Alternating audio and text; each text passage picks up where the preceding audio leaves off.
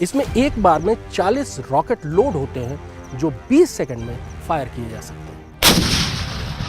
इन धमाकों की गूंज से दुश्मन का खून सूख जाता है।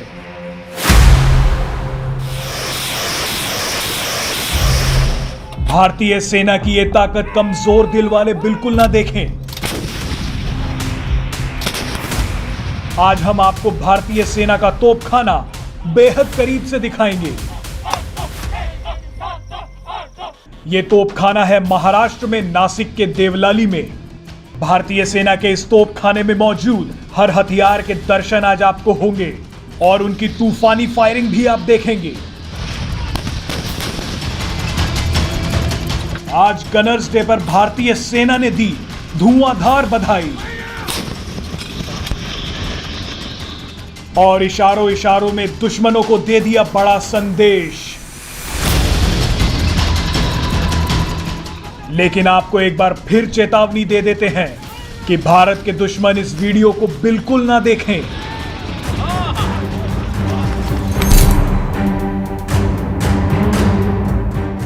भारतीय सेना मुख्यतः 3 तरह के multi barrel rocket launchers fire करती है, ग्रैड, पिनाका और स्मर्श। ग्रैड और स्मर्श रूस से खरीदे गए हैं, लेकिन पिनाका को भारत में ही बनाया गया है। मल्टी बैरल रॉकेट लॉन्चर की खासियत ये होती है कि ये दूरी से बहुत तेज फायरिंग करके बहुत तेज गोलाबारी से दुश्मन को दबा देता है। ये ग्रैड सिस्टम है जो रूस से खरीदा गया है। 20 किलोमीटर से लेकर 40 किलोमीटर तक इसकी रेंज होती है। इसमें एक बार में 40 रॉकेट लोड होते हैं जो 20 सेकंड में फायर किए जा सकते हैं। 105 मिलीमीटर की ये इंडियन फील्ड गन भारतीय तोपखाने में सबसे हल्की तोप है। वजन लगभग 3.5 टन के आसपास है। रेंज 17 किलोमीटर है, लेकिन डायरेक्ट फायर में इसकी रेंज तकरीबन 1 किलोमीटर होती है। लेकिन 105 मिलीमीटर का ये राउंड 1 किलोमीटर की दूरी से किसी भी टैंक को तबाह करने के लिए काफ़ी है। इसलिए जब भी टैंक आगे बढ़ते हैं तो उनको इंगेज करने के लिए 1 किलोमीटर की दूरी से ये बहुत कारगर हथियार है। बहुत हल्की है, इसलिए पहाड़ों पर चाहे लाइन ऑफ कंट्रोल हो या लाइन ऑफ एक्चुअल कंट्रोल हो, वहाँ पर इस गन को ले जाना और इसको कार्रवाई के लिए तैयार करना, कार्रवाई करना बहुत आसान है। इस समय ये गन लाइन ऑफ कंट्रोल यानी पाकिस्तान की सरहद पर भी तैनात है और लाइन ऑफ एक्चुअल कंट्रोल यानी कि चीन की सरहद पर पूर्वी लद्दाख में भी ये तो तैनात है।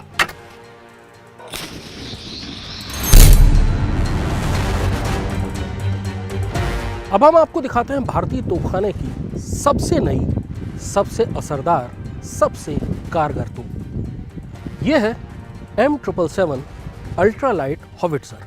अल्ट्रालाइट इसलिए क्योंकि इसका वजन केवल 4.5 टन है और इसलिए इसको हेलीकॉप्टर्स से जहां चाहे वहां बहुत कम वक्त में ले जाया जा सकता है, इसको तैनात किया जा सकता है। 155 मिलीमीटर का कैलिबर है, यानी वही कैलिबर जो बोफोर्स का होता है। राउंड 30 से 35 किलोमीटर तक जाता है और तबाही जबरदस्त।